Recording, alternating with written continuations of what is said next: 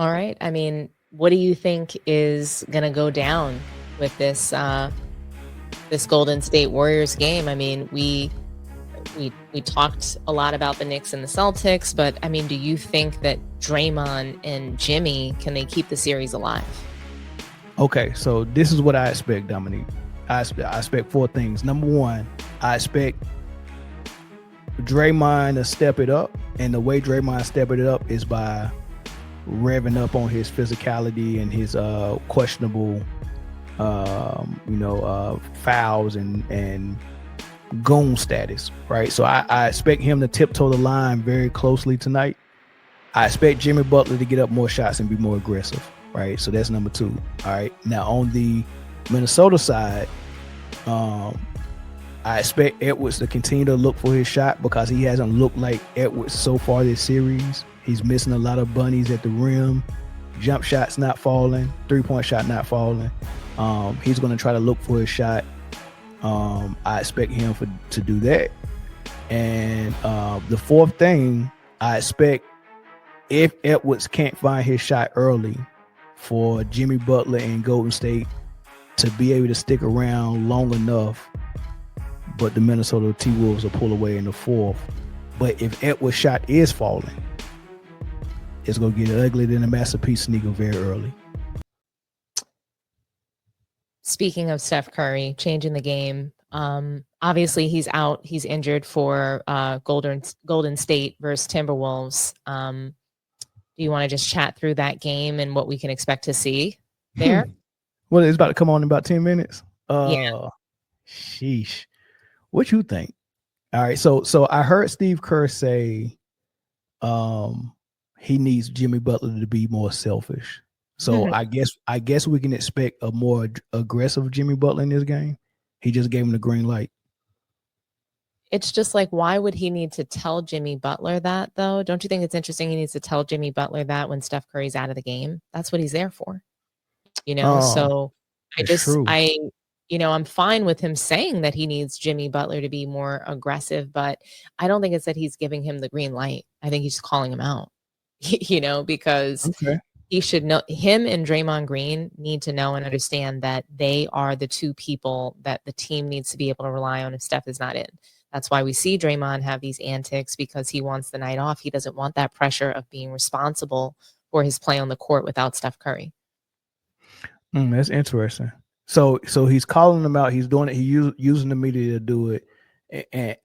I'm curious to hear what you think about this. So why did he need to do it in the media, and why couldn't he do it like doing film study with the whole team? Like, hey, look, this is like Jimmy is gonna take 30 shots tonight and blah, blah, like, or do you think he was doing it? Like, do you think I think he probably did. I think that he probably did. I don't know that he called him out with like a tone.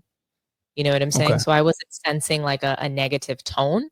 I just don't think that he needs to give Jimmy Butler the green light. I think that Jimmy Butler and Draymond Green, that they both underperformed in the last game. Jimmy Butler needs to explode for 40 when Steph Curry's not in the game. That's not, if I know that, if you know that, he knows that, right? And I'm sure that that's what they spoke about. You know what I mean? Or maybe, so here's my theory. And maybe they didn't. Maybe Steve Kerr really wants the ball in Podziemski's hands. Maybe he wants Podziemski taking all the threes. I don't effing know. Steve Kerr's got dementia. In my opinion, this is a coach with dementia who we don't know what we're going to get. So here's my theory, right? Yeah. So there's two things on Jimmy Butler's part. He wanted to make sure, notice when he first came to the team, the type of things he would say. Curry is Batman. I'm Robin. Oh man, we got 30. I just got to get behind him. He's trying so hard to be submissive because he's very appreciative that they went and grabbed him out of the trade and immediately gave him the extension that he was begging Pat Riley for.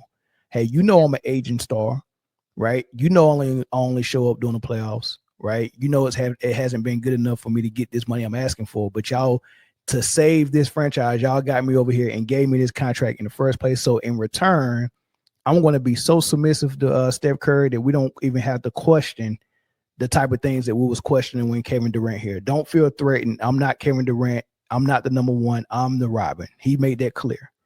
Now that Steph Curry is out, right? He's having trouble jumping out of that submissive role because one, part of being in that submissive roles is one of those things Draymond want to make sure everyone who comes over here knows that you have to be as submissive as I am. This is Curry's offense, right? These are the type of things they couldn't tell Kevin Durant because he was just too good, right? So he was obviously the number one. That made Steph feel some type of way. Steph didn't get 2 out of the 2 MVPs in the finals that KD got. We obviously looked at KD as the number one, and he don't ever want to feel that again because it wasn't good for his legacy. And Draymond is the keeper of Curry's legacy, right? So here's my theory. Butler needs permission to jump out of that submissive role, and Kerr can't just say it at practice because Draymond might not agree with it. So he rather would say it in the public eye at press conferences because he probably would get punched in the mouth if he said it at practice. I don't know. I agree with you that he's probably also scared of Jimmy Butler. He doesn't want to run him away. I think that he definitely toes the line for sure with Draymond Green. Draymond Green has him shook. We've seen it. He, like you said, he won't even look him in the eye. I think that he has a better relationship with Jimmy Butler, but doesn't want to try him. That's for damn sure, because he could be a locker room killer as well. And we all know this. Sheesh. So, do you really, you've got 2 hotheads on your team, and you really, and we saw Jimmy Butler, try to pull up on his own coach. We saw him do that to Eric Spoelstra. Yeah, Udonis Haslem had to check that shit though, didn't he? He did. No, he surely did. Yeah. I like that. No, nobody checked AD when he pushed Dwight Howard to the bench though. That really pissed me off, man. That really pissed me off. That showed me that they had favoritism on that roster, that somebody can do something wrong to a Hall of Famer and Dwight Howard in the public eye, and nobody checked it. It reminded me of Draymond doing it to KD, and nobody checked it. Well, that was crazy because Kevin Durant is a bigger superstar, and he literally, he saved the Warriors from from getting ran over by LeBron again. LeBron was about to literally win 3 straight chips off of the Warriors. Yeah. Once he beat Steph Curry, his confidence was way up, and he rarely loses to him when they play. So it's just like, it's one of those things where it's disappointing when you see someone like Anthony Davis, who's barely ever won anything, acting like that. And Dwight Howard helped them win that title, and they haven't been able to win since he hasn't been there. Mm-hmm. Isn't that interesting? And he's out crying because he was forced to play the center position. But what's also interesting though is that they didn't want to acquiesce to his request of getting a center. But now that he's gone, the number one priority is to get Luka a center. That was always the number one priority for them. When Luka got, they were trying to bring a center with him to make him feel like this trade was a good trade for him too, to make him feel like, hey, we know exactly what you need. Let's get ahead of this. So when that trade failed, honestly, I don't think that they were even really expecting it to go through. That was a show of face. It was a good faith show to Luka, like, hey, we know you need a center. This is what we're trying to do. This didn't work out. Like, give us a little bit more time. We know what you need. We're just trying to find the right center. Yeah.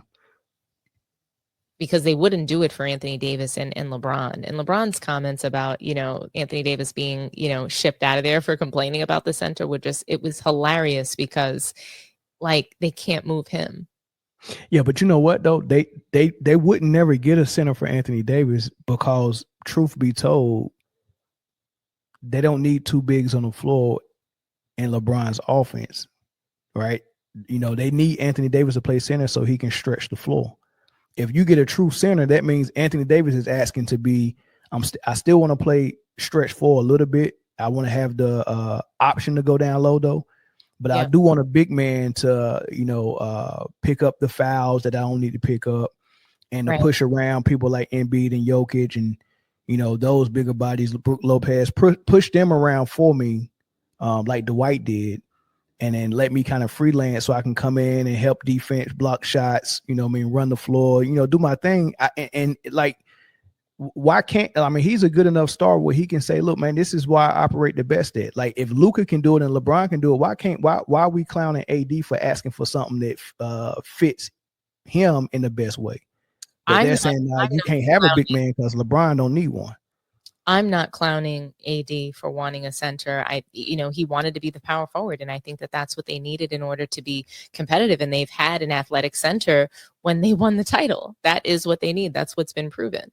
So, I was on his side for needing that. I just thought it was funny that LeBron tried to complain about that in the postgame, in his exit speech. Yeah, don't nothing LeBron say surprise me no more. We can't even be surprised. I sent you that clip, man. You gonna laugh when you hear it, though. You gonna laugh. I can't wait. Yeah, shoot me a text after you listen to it later on. Yeah. Well, so what do you think is going to happen? Before we even get into that, I just want to take a moment to salute everybody who's joining the stream today.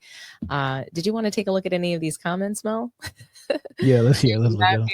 Let's take a look at the comments. Welcome in, everybody. If you haven't done so, like the video, share the video, run over to Man Down Sports and subscribe. Subscribe to Sports Tea as well if you haven't done so. But let's get these likes up. What are we at right now? So I think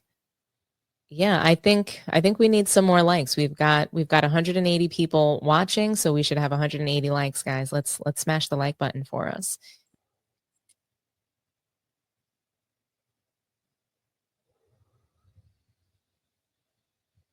Sorry, I swiped I thought it was mine.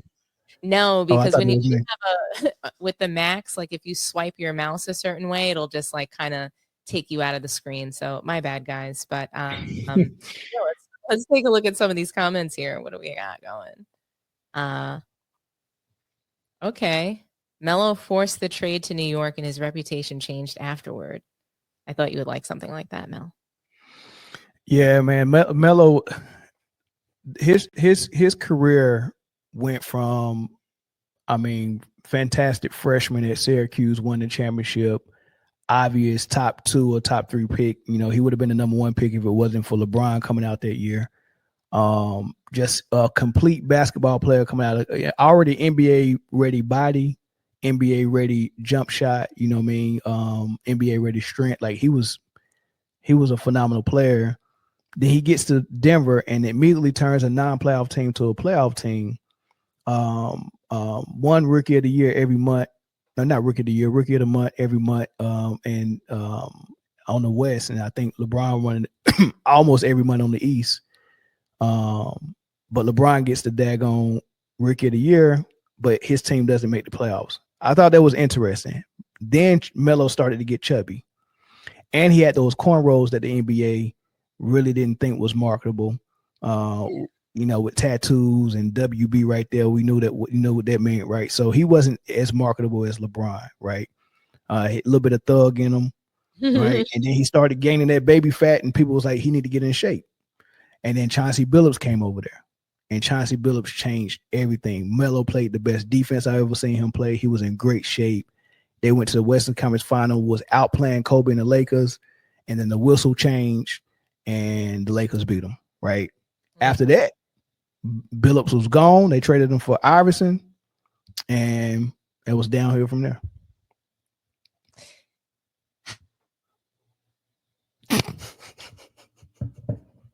You thinking now, ain't you? You thinking? I'm thinking, and it's just because, I'm a New Yorker. So I have a front row seat to Melo's time in New York, and it was ugly. So, I do feel bad for how his reputation changed. And it was because of Phil Jackson too. Phil Jackson was, he was a part of the Knicks organization at that time. And when he was, when they were phasing Melo out of the Knicks, they just treated him really poorly. Even, his start when he got there, he wasn't defensive. They tore him up in the media there. So New York media definitely had like a love-hate relationship with Carmelo Anthony, and it wasn't, it didn't end so well there. So, Yeah. there's a lot to Somebody just corrected me in the comment section. Iverson got there before Billups, and Iverson was traded for Billups. But they only kept Billups for like a year or two, and then they let him go, and that's when it went downhill. I don't know who was there after Billups left, but shortly after that, that's when Melo requested a trade because he knew that team wasn't serious about winning. You get rid of Billups, why? And he was from Denver. Billups wanted to be there. He's from Denver.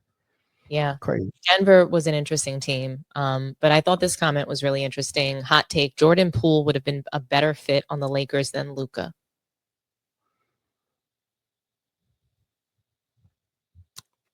I mean, is there a better fit when LeBron is supposed to be your number one, but he's 40?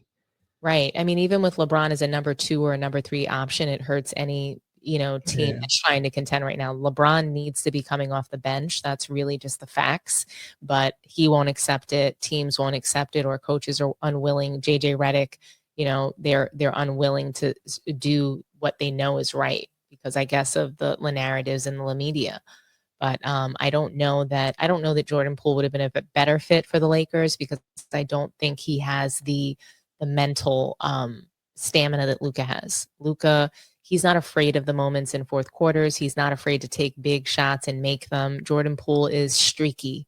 And so can Luka be streaky, but he's a more solid, he has more fortitude as a star of a team and, being a leader of a team than Jordan Poole does. Jordan Poole's very immature, and I just don't think he would be able to make it in those bright lights. He crumbled, in what happened with the Warriors and Draymond Green. You know what the Lakers remind me of with LeBron?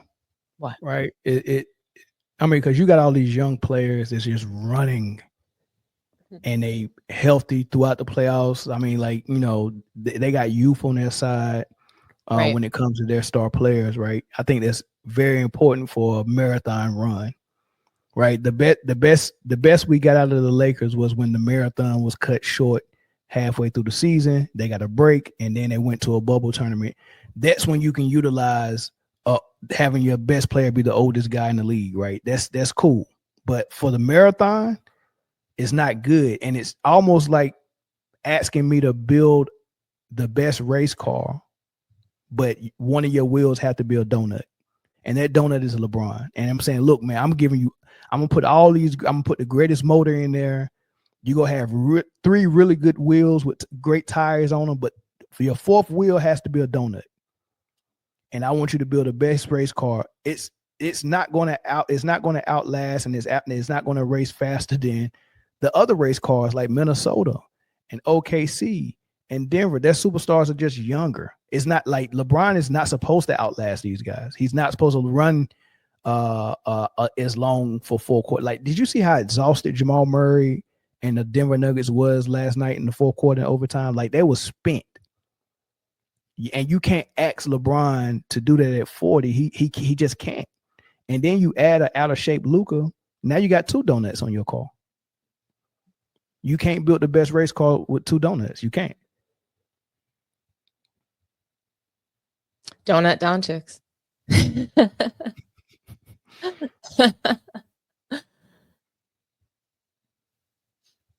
All right. I mean, what do you think is going to go down with this Golden State Warriors game? I mean, we talked a lot about the Knicks and the Celtics, but I mean, do you think that Draymond and Jimmy, can they keep the series alive?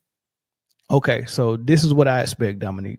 I expect 4 things. Number 1, I expect Draymond to step it up, and the way Draymond stepping it up is by revving up on his physicality and his questionable fouls and goon status, right? So I expect him to tiptoe the line very closely tonight.